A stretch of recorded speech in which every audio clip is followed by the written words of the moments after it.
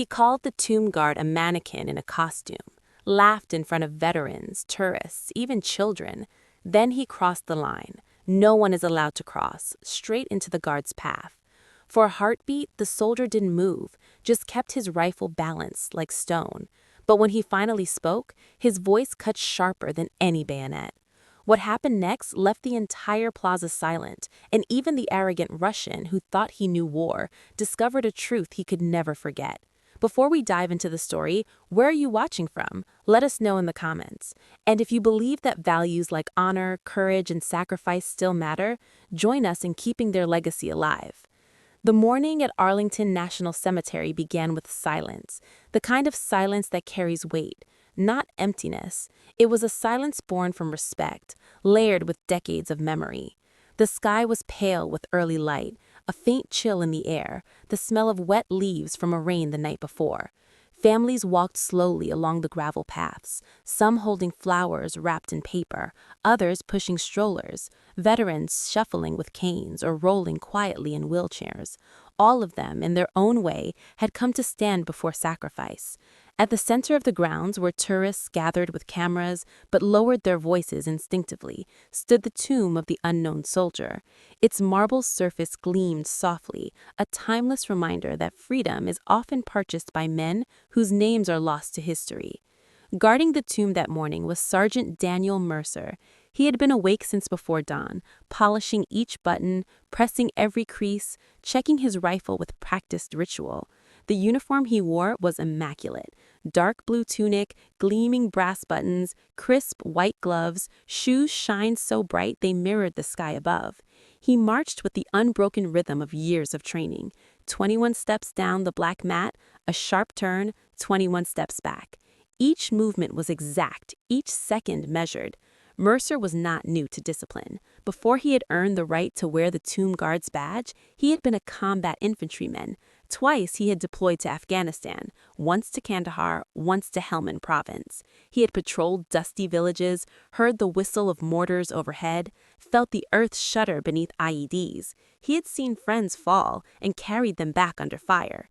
He did not speak of these things often, but every step he took here carried their memory. For Mercer, standing guard at the tomb was not ceremony, it was continuation. It was a promise he had made long ago that no one who gave everything would ever be forgotten. The crowd watching that morning was mixed, as it often was. American families with young children pointing curiously, tourists with cameras whispering, veterans with medals pinned to jackets, their faces lined but proud. And among them, standing with a posture of ownership rather than reverence, was one man who did not belong. He wore a thick wool coat with fur trim, though the air was not so cold. His boots were polished black leather, his scarf tucked neatly. He carried himself with confidence that tipped into arrogance. His voice carried loudly, cutting across the respectful hush of the crowd. "Ah," he said, gesturing toward Mercer with a mocking sweep of his arm. "Here is the American theater. Soldiers dressed like dolls, very expensive dolls." Heads turned, a few frowned, but no one spoke. The man continued, louder. "Film this," he told a companion, who obediently lifted a camera.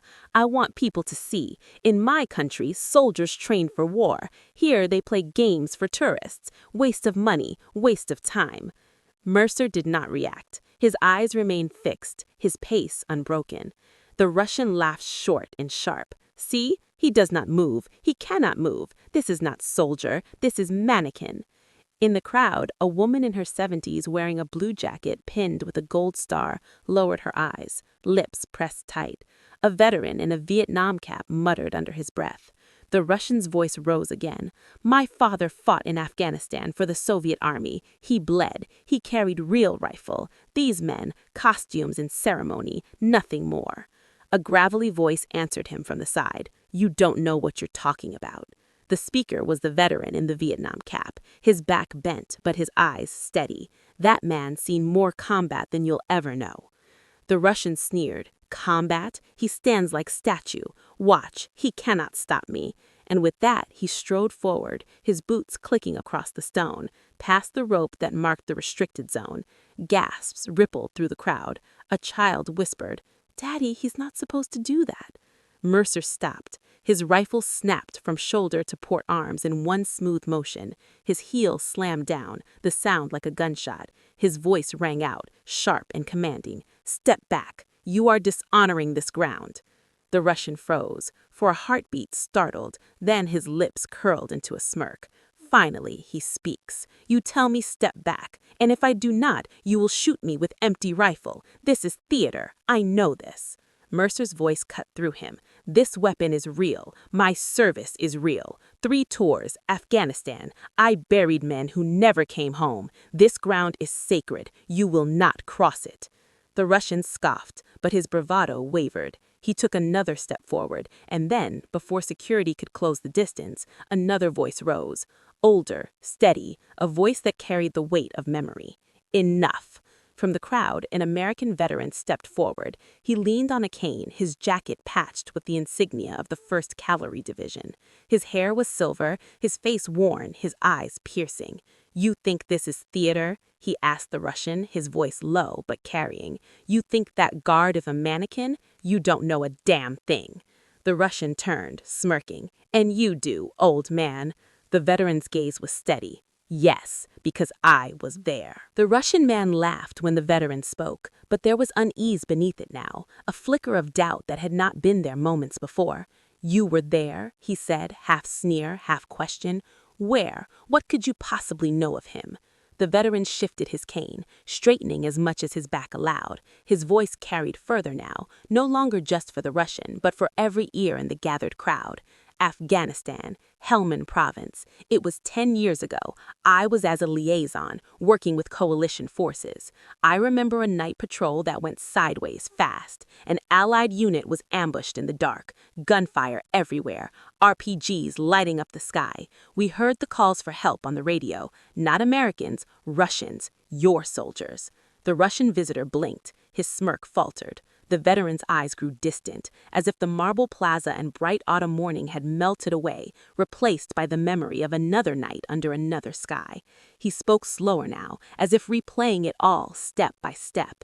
It was just past midnight. The moon was a sliver. Dust hung in the air from explosions. We heard the firefight break out, short bursts of AK fire, the heavy thump of machine guns, men shouting in panic. The unit was pinned in a wadi, caught low with insurgents firing down from the ridges. We moved out fast, our small team trying to reach them. The ground shook with mortars. You could smell the cordite, taste the dust. His voice thickened, as if he could still hear it in his ears.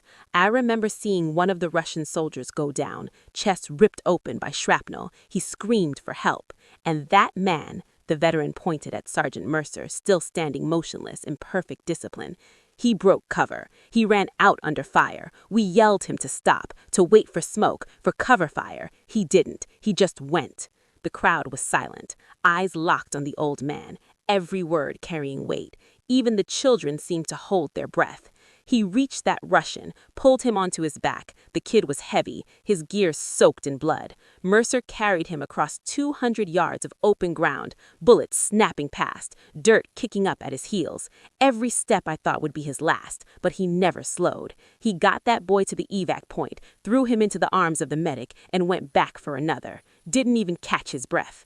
The veteran's eyes sharpened. That Russian's name was Alexei Petrov. I never forgot it, because when we loaded him on the bird, he grabbed Mercer's sleeve and kept saying it. "Americans, Americans," like he couldn't believe a stranger would bleed for him. He lived, barely, because of that man, right there. The Russian staggered back, as though struck, his face drained of color.